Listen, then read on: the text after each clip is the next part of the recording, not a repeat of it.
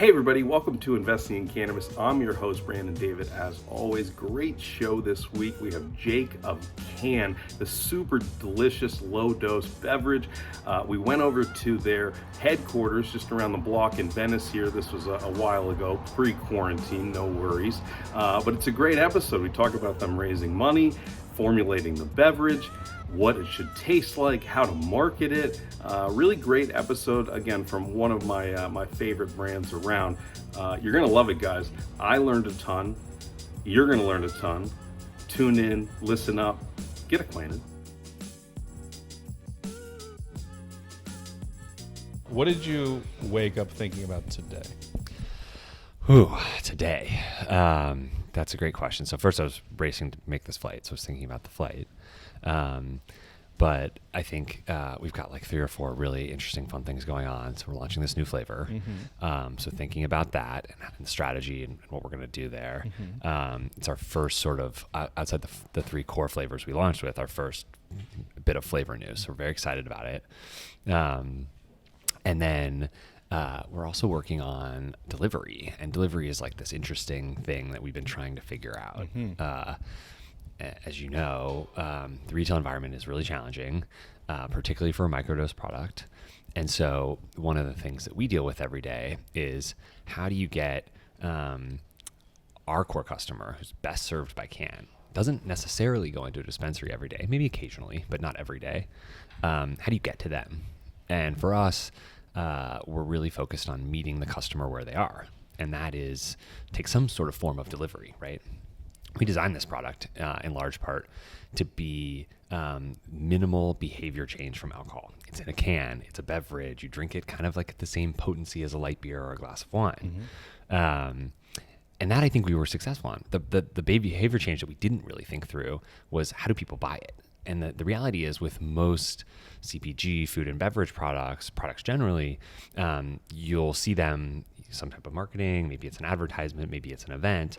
And then when you're going through your normal day shopping in traditional grocery store or retail, you'll see it again and you'll be like, oh, that's the brand that I saw. Maybe I'll buy it. That doesn't happen in cannabis, right? It's very, very rare because it's only the folks that are walking through dispensaries on a regular basis. Because we have so few contact points with these products. Right. There's 600 dispensaries in the state of California.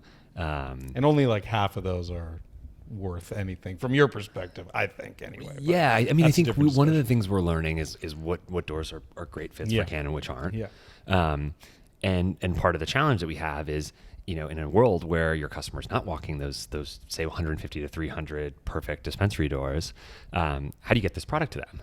How do you get them to buy it? And the reality is people are actually really good about working, interacting, going online with a brand, buying sort of delivery or e-commerce, right? So you have examples of D2C brands that do this really effectively. There's obviously a difference in cannabis because of the regulations and what we can and can't do. Instacart is a good model. Like people have they're pretty accustomed to scheduled delivery in a 2-hour period. So I want to unpack this a little bit. I've thought a lot about delivery in my life. Shout out On Fleet still. I still get deliveries from On Fleet. Like my flower code deliveries come from On Fleet, which still just makes me feel really cool. But this D2C idea is sort of the holy grail for a brand like yourself because there's so much noise in the dispensary. Right. When you go in there, unless you're you or I and you're studying what's going on, it pretty much all looks the same. And look, I think I'm at least at a point today where if you buy it in a licensed dispensary, you're going to be okay. It's not going to be terrible, but it also might not be great. Right. And I think one of the interesting ways to solve this that people have said is okay, well, what if I can communicate with my constituency, to use a politician word? It's going through my head right now. But yeah, how do I talk to my audience directly and get them the product? And I think there's a lot of people who tried, Blackbird tried to do this. I think Tilt fucked that up, but Blackbird was working on that. How are we going to get there? And more importantly, is that going to be the holy grail everybody thinks it is? It's a great question. It is a holy grail in this sense. This is how we think about it. We need it. It's necessary for survival of brands like ours, other brands that cater to a certain type of mainstream consumer that just hasn't shown up to the dispensary channel in the way that I think people expected. So we have to do it. We have to figure it out somehow. We're trying in a bunch of different ways. But when it's successful, even if it gets to that sort of point that we would expect it to be, you know, what you see in other brands in traditional food and beverage, we're still in a really tough box because we have, you know, digital marketing isn't really a real resource that's available to cannabis brands today. That's sort of the lifeblood of a lot of these D2C brands in traditional food and beverage. And so we have to be more creative.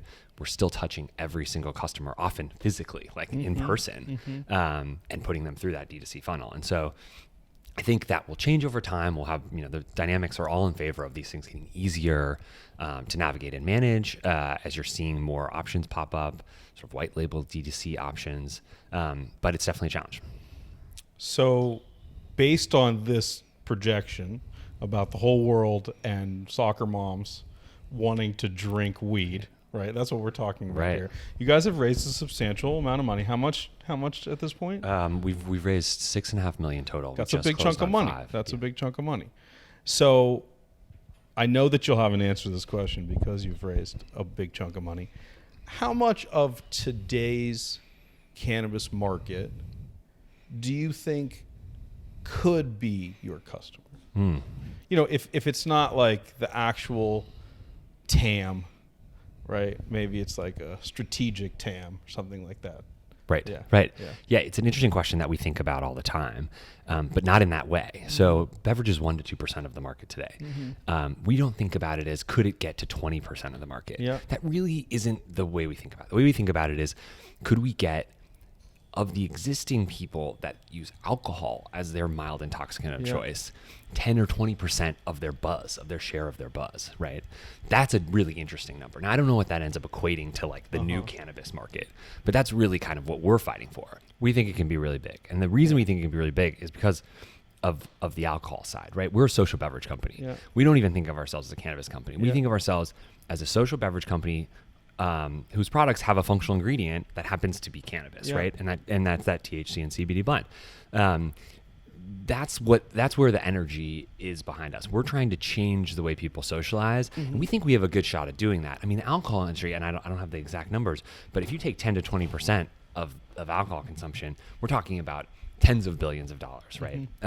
So we think cannabis beverage can be really, really big. We look out and see a ton of industry peers, both in cannabis and outside, selecting different functional ingredients, caffeine, other adaptogens, et cetera, throwing them into beverages, all riding this wave of people that want to drink a little bit less. We're falling out of love with alcohol. Our hangovers are worse. We still want to socialize. We still want to go out, right? And there's this dichotomy of you're either drinking alcohol or you're sober. You're either going out and drinking alcohol or you're not. And we're trying to take back the word drinking. Like, let's give people another option and drink Cann instead, right? Or drink something else instead. We're seeing that play out across all sorts of categories in food and beverage. So one of the key points that you just brought up there, which you didn't say it directly, but is the onset time, right? So this has been a big problem with cannabis as a replacement for alcohol, is that if it doesn't hit you fast enough, well, what good is it if you're high an hour and a half later? Right. It's worthless, right? And again, we talked about Vertosa. So we could talk a little bit about that. I mean, what's different about Cann and the way it impacts you versus there's like got to be 500 competitors at this point, right? Right. There's tons. And to your earlier point about emulsion, like, does that even translate to the consumer? Do they even care? Do they even know about what's going on here? It's part of the challenge we have with a cannabis product and education. Onset really matters. Alcohol is interesting and unique in the sense that from the very first sip, right, your cortisol levels are lower. Now, some of that is sort of not pharmacological, it's psychosomatic, it's related to sort of history of alcohol and what you know is coming. But some of it is actually like a physical stress response that you have. And so beating that is going to be really hard. I don't know if we'll ever get that first sip sort of de-stress pharmacologically. But with nanoemulsions, with the way that the science has really advanced over the last year and a half pretty dramatically, I think, on the emulsion side, we can get sort of 10-minute onset time. And that's pretty good compared to alcohol in terms of what you feel. It's really good.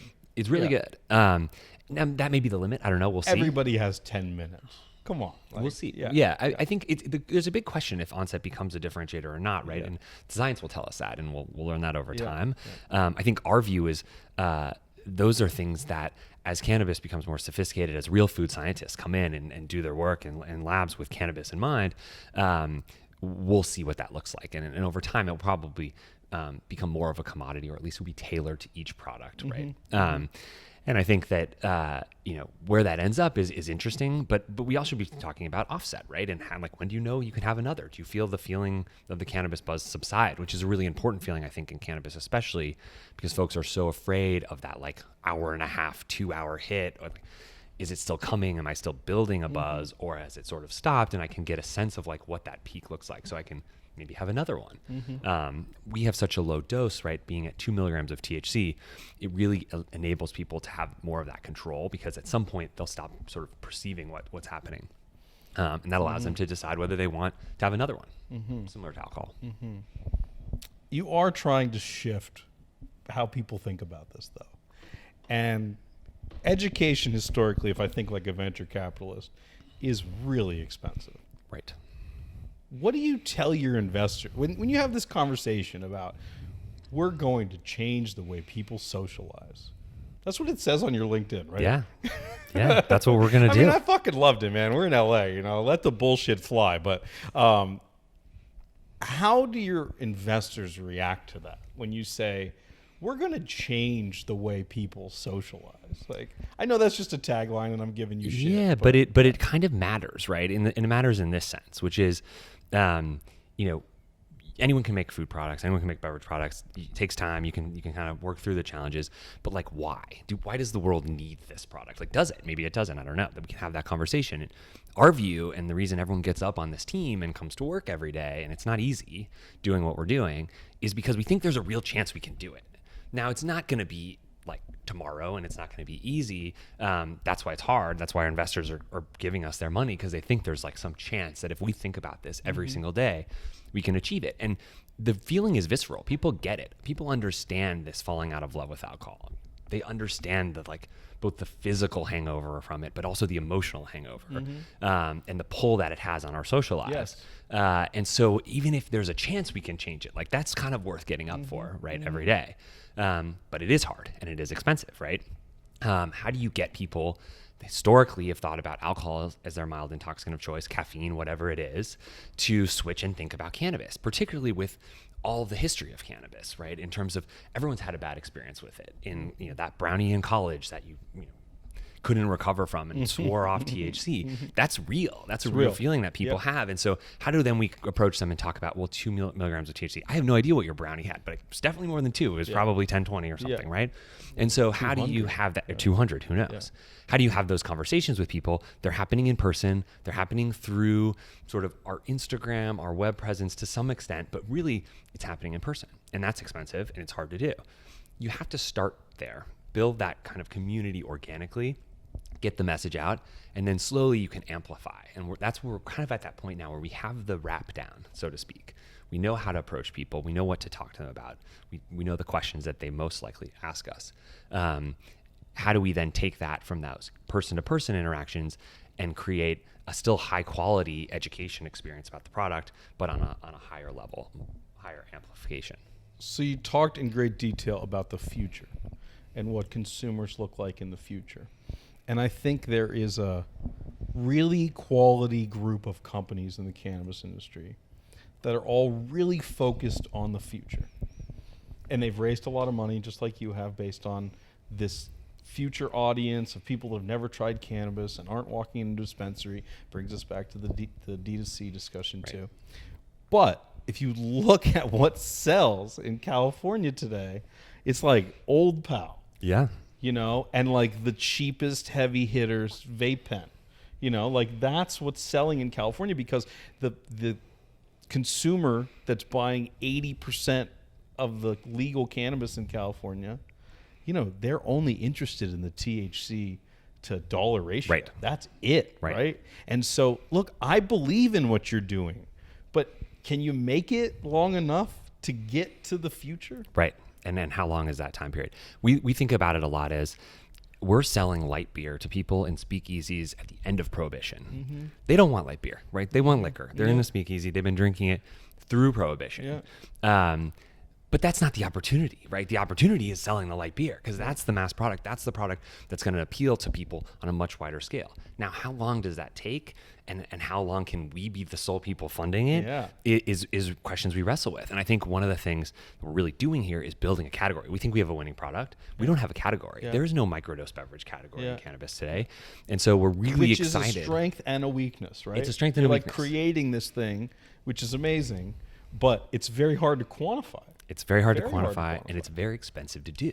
And so, we talk a lot about, what are other folks doing in the category, and we're really kind of excited to have some more companies fill up this fridge, put pressure on our retail partners to, blow up a side of their store and put a refrigeration aisle, right? Or, have real conversations when somebody comes into the dispensary about, well, maybe what's right for you is a beverage, depending on what you're looking for. And that's going to take time, but we think it's coming. So this bottleneck is all about THC. And I'm sure that once upon a time, you had the thought process about whether you should do all CBD. Right. You can put it in gas stations and all over the world and e-commerce and everything. Why do we need to have THC in this drink? So THC, we think, is super important, both because of what it is and also because of what it's not. And I'll start with what it is. So we want a functional ingredient that people will actually feel.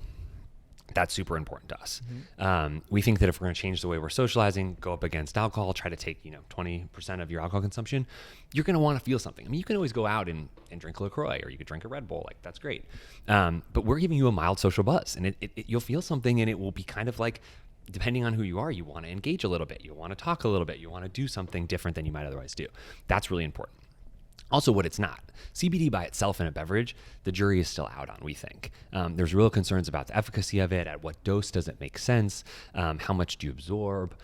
Those are all really important considerations. From the beginning, we've always said THC and CBD are buds. They have more fun when they're together. And so we really believe you need both of them to have that sort of interaction that people are looking for. The entourage effect, which is real in a beverage. It's real. And even the staunchest of conservatives that really didn't want to try cannabis, when I gave them only hemp or CBD stuff, they're like, well, it didn't work. Right. And even if it's 24-1, right, it's still there. You still need that. And I'm not a chemist, but I'm sure there's a lot of other symbiotic relationships in chemistry, in drugs and other drugs that are required. And this is just the same thing, you know? I think the interesting thing is going to be, and a question about this too, is there's all these other cannabinoids, right? And so are we going to see beverages of those? Are we going to have a THCV, like hunger suppressant drink? Or are we going to have like sleepy time, whatever? Some like, CBN, I think stuff. as we see, the real question there, we follow all the other cannabinoids and progress there is can you cheaply, exactly. Can you cheaply extract it, right? Because like if you think about it, if you line up all the strains of cannabis, THC and CBD are predominant cannabinoids, and so the real question is just is it a market evolve for CBN emulsification? And I think it will. It just will take some time. Yeah. Well, that's a scientific answer. I'm asking more of a marketing question. Like, can you foresee a can line of, like everybody wants to do focus, sleep, whatever. Like maybe that's too generic. You guys are cooler than that, but like, can you see that? Are you going to be using all the different? Well, we're a social beverage, right? So it has to fit into this idea of, is it social? Do you want to drink this with other people? And so maybe it's not the CBN version of the sleepy product, but there might be a cannabinoid that we find out, with some research and a little bit of time is perfect for socializing. And that would be really exciting. I think one of the cool things about being in this industry at the point that we are is so much is unknown from a real science standpoint. Now, some people have chosen to just go market it without really having the science, I think, ready. But once that science comes, there's going to be tons of opportunities for us to really think about what is the right mix of cannabinoids in a social beverage. Totally. Okay, so when's the D2C coming? I mean, this is like the thing, right? It's like Uber waiting for autonomous vehicles. Like it's either going to work for you guys and be a big thing. Right. Maybe a subscription model, is that the plan, or potentially Maybe not, we'll see. I mean, ready to we're still reveal. learning kind of how people want to consume this product. Yeah. We launched in the Bay Area right before the Super Bowl, perfect Okay, timing with the okay. Niners in the Super Bowl. We launched a 24-pack party pack, Yeah. which is awesome, on shop.drinkcan.com. So Okay. our first sort of experiment with And D2C. who fulfilled that for you? Flower Co. Okay. They did an amazing job. We're going to rolling it out to more geographies. It's now Dope. available in LA. And we're also going to put our 6-packs up there as well. Okay. And so this is a sort of early stage, but we're starting to test it, and we're hoping that over time we can really start building So if you're in LA, that channel. you can order that today? You can order it. You can order wow. it today in It's LA. available. Yeah. Okay. And how much is a 6-pack? We sell 6-packs for $24, and the 24-pack, which is the best price for can, at $75. $75. Yeah. And that's delivered or extra delivery? That includes delivery. Okay. On the 75. Doesn't include tax. Got it. So depending on where you live, you'll pay a lot or A a lot. lot. That's not your Yeah. fault. It's not our fault. That's actually a great transition, though. So, one of the things that I love about your business and the beverage category is I believe it's one of the best fighting chances we have against the black market.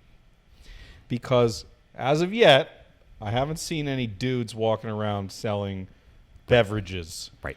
And if, in fact, you can bite off as big of a chunk as everybody hopes you can, that might be a really good step for us. I know you didn't get in this to be an activist. This is a business. Right. But, like, there is a small part of that, right? Like, if you can change this, the way people consume cannabis, like, you may actually do us a bigger service than you intended. Right. Yeah, I haven't thought about that, but it's a really good point. I mean, I can't imagine somebody after what we've gone through in the beverage industry wanting to do a black market beverage because it's so hard already. It's so right? hard, yeah. I mean, I don't even know how it would work, like in a bathtub somewhere. No idea. Yeah, no idea. But it is an interesting point, which there were in before adult use came in some 3,000 dispensaries, Yeah. right? And so where did all those go? And like, how are we managing this transition? It's not something that we're focused on every day, but it is something that I think matters, right? We want a healthy, legal cannabis industry. Yes. I agree. Beverages are going to be a part of the future. There's also a lot of big folks out there that are trying to do this and Right. are doing it. How do you compete with them? Or is the strategy like wink, wink, nod, nod, when you're ready, come by us? Are you having those conversations? Like, yeah. Yeah, so it's an interesting question. In the very early days, we were convinced that we were the first to think about this idea. We were like, this is brilliant. Why everybody has no thinks one that, thought yeah. about like a micro dosed beverage, right? And then we got into it and we were like, holy shit, this is really hard. Yeah. Everyone's tried this and failed. Yes. And so then it's like, are we going to be able to do it? And I think what helped us was we were singularly focused on it for like 8 months. Luke and I in a room, solving these science problems, calling people like crazy, meeting with people all over the state, trying to figure out, can you actually do this? Can you do it in a beverage? Can you make it taste delicious? Put it in a can? There are all sorts of issues we had to go over. And I think that it's really, really hard for a large company to work that fast. Mm-hmm. It's just their product development cycles are 18 months. They have existing supply chains, partners that they work with that are just slower, where we're paying expediting fees. We're like picking stuff up that we can grab in person and driving it across the state. Like, I mean, that's the anything we can advantage do. of a little startup. You can Exactly. be scrappy. And Yeah. I think that helped us get to market first. Your point's a good one, though, which is we're not going to be the only one in the market. And so what does that look like? I mean, we're very eager for well-capitalized competitors to come in. We don't even think of them as competitors. We think of them as category builders. Like, come help us. We can't afford to do all this marketing, education, and channel work ourselves. And that'll be the case in the early days. I think the question for us as a company is, if the legalization environment changes in a certain way, that AB InBev can make a real move, or some of the tobacco companies that are interested in the category can make a real move. What do you want to do there? And I think the real question is about distribution. If the legal environment changes and distribution, though, is still kind of state by state and regulated that way and through dispensaries, then it probably makes sense for us to continue to compete. If this is available in traditional retail, and we think long term, like microdose beverages and microdose products should be regulated differently than higher dose products because they're just different products. Yeah. There's different risk profiles around them. Yeah. If that were ever to split and bifurcate, and you could buy this in a grocery store or in a liquor store even, then that calculus changes because there's existing distribution networks. There's a ton of capital in alcohol and soft drink distribution that may make more sense for them to own the business, right? But right now, we're loving what we're doing. It's super exciting. The beverage business is hard and challenging. The cannabis business is even harder and more challenging. Yes. So we're keeping busy doing all this. So it brings up a really interesting question. You have a Stanford MBA. Yes. Your co-founder has a Harvard MBA. Correct. You two could have done anything you wanted. Let's just be real about that, right? You graduate from, there's not too many MBA programs in the world like that, but I have a lot of other friends that went through similar programs. I didn't, I wasn't qualified to begin with, but anyway, why cannabis? I mean, you guys are sort of like the prototype of like, yeah, they like worked at Bain. Right. And now they're coming into this industry. And look, you guys are cool people. This is the second time I hung out with you. I like your product, but like, you could be in anything, you know? Why cannabis? Yeah. I mean, I ask myself this question all the time. Yeah, you must. It's like, what are we doing here? But no, I think for me, I always wanted to start a consumer brand. That was sort of the thread that tied even, all the consulting, investing work that I've done in the past was all thinking about like, we live in such an interesting time to start a consumer brand. The pace of change is accelerating. You have the ability, not always in the way we would wish in the cannabis industry, but to reach a lot of people digitally in a way that you weren't able to before, which helps launch brands. It doesn't always sustain them, but it helps launch them. And so, and you have an environment where, the startup costs, the things that we had to go do from a packaging standpoint, labeling standpoint, even formulation, ingredient sourcing is becoming easier and easier, more democratic. There's better access. And so it's a really exciting time to go think about building a product. And so I think Luke and I both shared this idea that, looking at the cannabis industry from the outside in a lot of ways, there was a missing piece. Thousands of years of human history we socialized around beverage. Like, let's make a beverage then. That makes perfect sense. Like, we consume mild intoxicants and caffeine and alcohol. Let's just do it with cannabis as well. And that idea was really exciting. And then when we started seeing how it played out with our friends, with people around us, and they could say, oh my God, I had 2 cans last night. I drank 2 beers instead of 7 at the bar, slept great, wasn't hungover the next day. Like, this is how I'm going to survive my 30s, right? Or whatever it is. Or I'm a young mom and my 2-year-old wakes me up at 6 a.m. Like, I can't have 2 glasses of wine before bed, but I can have 2 cans. And that's totally changed my life. Those are really cool, like, moments for us. These are examples people have given you? Yeah. Okay. Yeah. Examples we hear. And I think in the early days, we approached this like you would imagine Harvard and Stanford MBAs would approach it, right? We prototyped a product, we tested it with a ton of consumers, we listened like we were wrong, right? And in some cases we were, and we made changes. And then once we launched the product, we were still like hyper focused on, is this right? Is the fit here gonna work? What can we change? How do we position it differently? And in some ways we got really lucky that we had created something that was beautiful, that we didn't even realize at the time the impact that the packaging was gonna have. We knew the product tasted great because we wouldn't have started it unless we could actually formulate something delicious. Totally. I tell this to people all the time. I think I told you before, you have the best tasting one by far. It tastes like food. Right.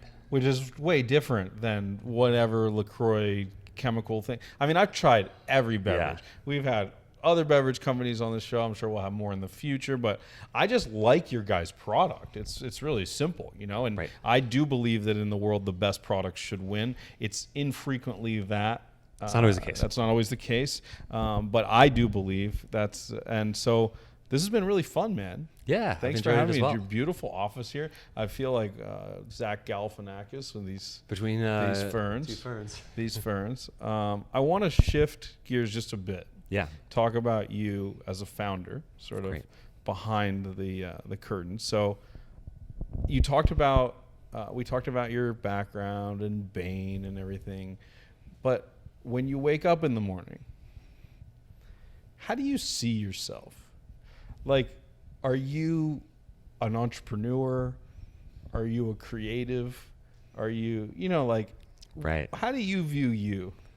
Yeah, it's an interesting question. I haven't really thought a lot about. I just thought of the question right now. Yeah, it's a great question. There's no way that you could have thought of it. You often don't sort of wake up and think, how do I? It's more like sort of how do you feel? But that's a different question, right? Yeah. Mood is a separate thing from like identity, I suppose. Yeah. Yeah, I think it probably is. I think there's some interplay, right? I think that it depends on the day, which is a weird answer, but hear me out. So some days I feel like an entrepreneur because it's very much like get up, starting the day. There's like 5 emails I need to get through. All 5 of them are completely different things that you would have an employee to handle, right, at any company. But I'm doing it all because there's no one on the team to do it, and that's great. That I really feel like an entrepreneur. Then there are other days, like on our Wednesdays, where we do all of our brand stuff, and that's like creative. And I know that I'm annoying our director of brand content, Luke, everybody that's involved by just like tweaking the littlest things about copy. Like, what are we trying to say with this, or what's at stake in this copy, right? And they're like, we just need to sign it off. Like boxes need to go to print by the end of the day. And like that, I feel like really creative. Like we're actually doing something here. Like the details matter. The line art that we put together on the packaging was like countless iterations to get first to find a designer that was able to sort of take this vision that we had of like sort of an appetizing view of as you inspected it further while potentially drinking Cann, it became more interesting to you. It kind of had this like upward movement, just like you might be going. He uplifted into this social experience. Those are like details. You can choose to care about them or not. We do, and that has a big impact. Those are the days I feel really creative. Yeah. It just depends. So you're a hybrid. I think a hybrid, yeah. Hybrid's a fair answer. Okay, so at the end of the day, when you're done changing the way people socialize, right? Producer Eric likes that line too. We're in the back half of the episode, so like the number of people that drop off.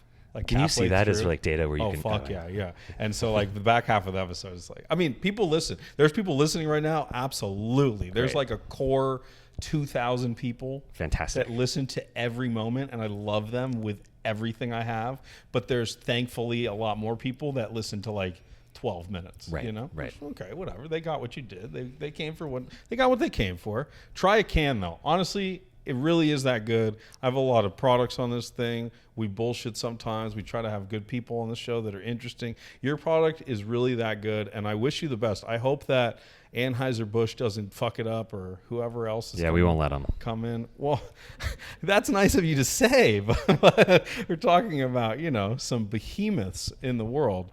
Do you like other weed, like besides your own stuff? It's so funny because I did before starting this company, right? And then for a period of time, this was all I drank. And I was just like fatigue, right? That I couldn't have one other cannabis product. And then now it's almost been the opposite where I'll bring this wherever I go, but I never drink it because I'm constantly like running out of stock. And so I always want whoever I'm with to drink it. You have all of them, right? Share them. I don't want them. So now I've almost entirely stopped drinking the product in a strange way.